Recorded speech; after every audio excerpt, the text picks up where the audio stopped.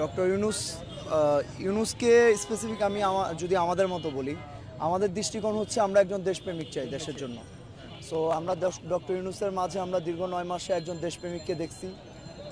আর এর প্রমাণ হচ্ছে আপনারা দেখবেন যখন ডক্টর ইউনূস ক্ষমতায় আসছে তখন কিন্তু জনগণের ভিতরে একটা মিশ্র প্রতিক্রিয়া ছিল, আমাদের ভিতরে মিশ্র প্রতিক্রিয়া ছিল যে ডক্টর ইউনূস গ্লোবাল আইকন হইতে পারে কিন্তু একজন যোগ্য শাসক হিসেবে তিনি কতটুকু সফল হবে সেটা একটা প্রশ্ন ছিল আমাদের মনে। তো এই দীর্ঘ 9 মাসে আমরা যতটুকু দেখছি এতটুকুতে আমরা এই সিদ্ধান্তে আমরা আসতে পারছি বাংলাদেশের জনগণ যে ডক্টর ইউনূসের মতো কেউ একজন যদি বাংলাদেশের হাল ধরে তাহলে আমাদের এই ভঙ্গুর রাষ্ট্র ব্যবস্থা সংস্কার হইতে পারে এবং তার মতো একজনের দ্বারাই আমাদের দেশের কাঠামো পরিবর্তন হইতে পারে। এই জন্য আমরা তাকে চাচ্ছি। কতদিন ধরে আন্দোলন চলমান থাকবে? আপনারা যে আন্দোলন ডাক দিয়েছেন, আন্দোলন লেখা রয়েছে 5 বছর মেয়াদী বৃদ্ধির জন্য, আসলে এই দাবিটা আসলে কার কাছে করছেন আপনারা? এই দাবিটা বাংলাদেশের মানুষের আর আমাদের, এই দাবিটা আমরা করছি সিস্টেমের কাছে, সবার কাছে। রাজনৈতিক দলের নেতারা তারা বলছে যে অল্প সময়ের মধ্যে নির্বাচন হলেই আসলে দেশটাকে সাজাতে পারবে, নতুন করে সংস্কার করতে পারবে। আপনারা কেন 5 বছর মেয়াদী সরকার চাচ্ছেন ডক্টর ইউনূসকে? আচ্ছা, রাজনৈতিক দলগুলো আপনারা দেখবেন এর আগে যে রাজনৈতিক দলগুলো সরকার গঠন করছে এদের মোস্ট অফ দ্যাম তারা কোনো এলাকার সবচেয়ে বেশি পেশি শক্তি যার কাছে আছে, সবচেয়ে বেশি দুর্নীতিবাজ, যে সবচেয়ে বড় ভূমিদস্যু, যেই পরিবারটাকে সবাই ভয় পায়, যেই লোককে সবাই ভয় পায়, এরকম কাউকেই তারা নমিনেশন দিছে, এরকম কারোর কাছেই তারা গেছে।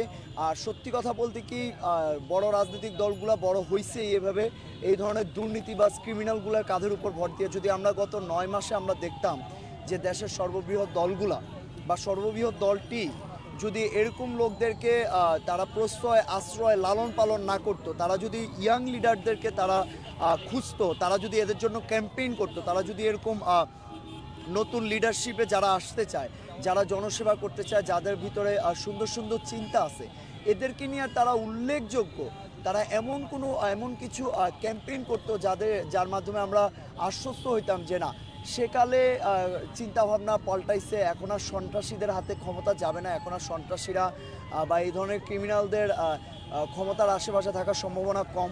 যদি আমরা এরকম দেখতাম তাহলে আমরা আশ্বস্ত থাকতাম। এখন এই দলগুলো যদি এই মুহূর্তে নির্বাচন হয়, অতীতেও আমরা দেখে আসছি, আসলে আমরা অতীত দেখে ভবিষ্যতের অনুমান আর ভবিষ্যৎকে আমরা অনুমান করি, ভবিষ্যৎ সম্পর্কে আমরা ধারণা নেই। তো এই ধরনের দলগুলো যদি আসলে ক্ষমতায় আসে, আমরা মোটামুটি আমরা শতভাগ নিশ্চিত যে পরবর্তীতে কোনো নব্য ফ্যাসিস্টই ক্ষমতায় আসবে, ফ্যাসিজম পরবর্তীতে আবারও আসবে। তো এই জন্য আমরা সংস্কার চাচ্ছি।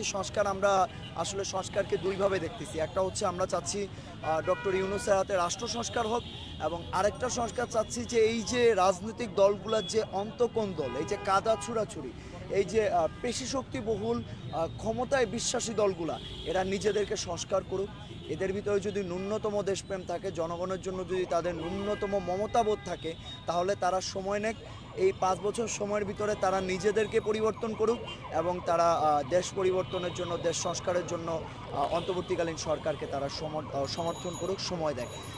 আসলে যৌক্তিকভাবে যদি দেখি 17 বছর তো এক একটা দল শুটকি হয়ে গেছিল কবরের ভিতর ঢুইকা, তো তারা তো এখন আমরা দেখতেছি অনেক দলের।